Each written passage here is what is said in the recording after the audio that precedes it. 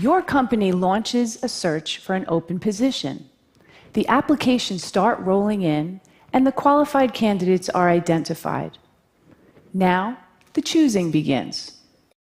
Person A, Ivy League, 4.0, flawless resume, great recommendations, all the right stuff. Person B, state school, fair amount of job hopping, and odd jobs like cashier and singing waitress. But remember, both are qualified. So I ask you, who are you going to pick? My colleagues and I created very official terms to describe two distinct categories of candidates. We call A the silver spoon, the one who clearly had advantages and was destined for success. And we call B the scrapper, the one who had to fight against tremendous odds to get to the same point. You just heard a human resources director refer to people as silver spoons and scrappers, which is not exactly politically correct and sounds a bit judgmental.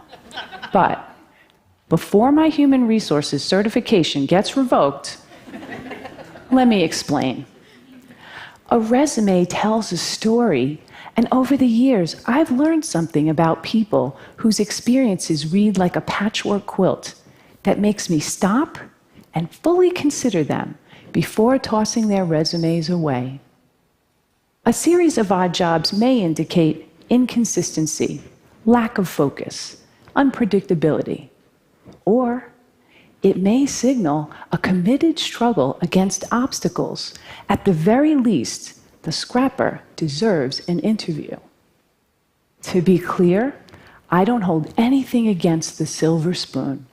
Getting into and graduating from an elite university take a lot of hard work and sacrifice.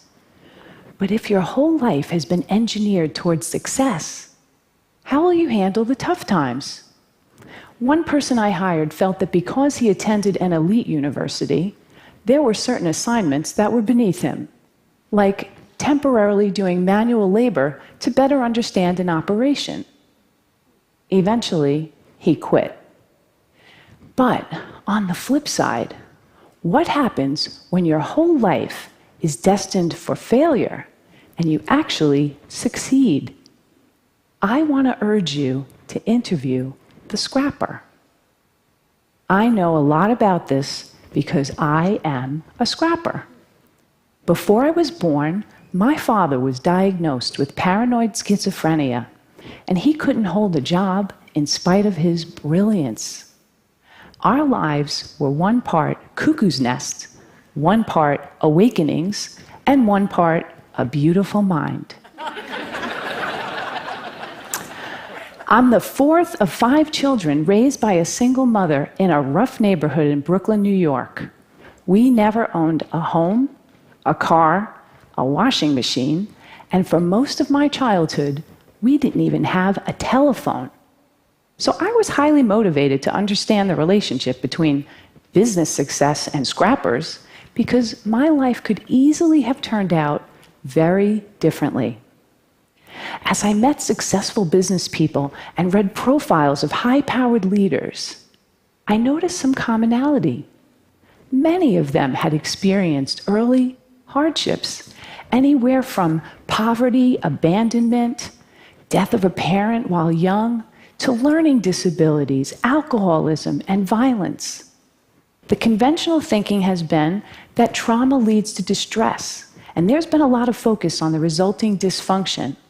But during studies of dysfunction, data revealed an unexpected insight that even the worst circumstances can result in growth and transformation. A remarkable and counterintuitive phenomenon has been discovered, which scientists call post-traumatic growth. In one study designed to measure the effects of adversity on children at risk, among a subset of 698 children who experienced the most severe and extreme conditions, fully 1/3 grew up to lead healthy, successful, and productive lives. In spite of everything and against tremendous odds, They succeeded, 1/3. Take this resume. This guy's parents give him up for adoption. He never finishes college.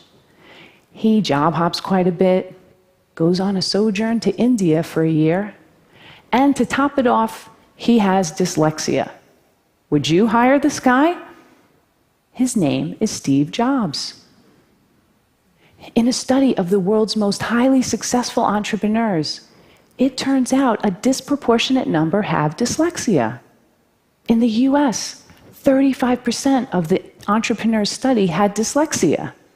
What's remarkable, among those entrepreneurs who experience post-traumatic growth, they now view their learning disability as a desirable difficulty, which provided them an advantage because they became better listeners and paid greater attention to detail. They don't think they are who they are in spite of adversity.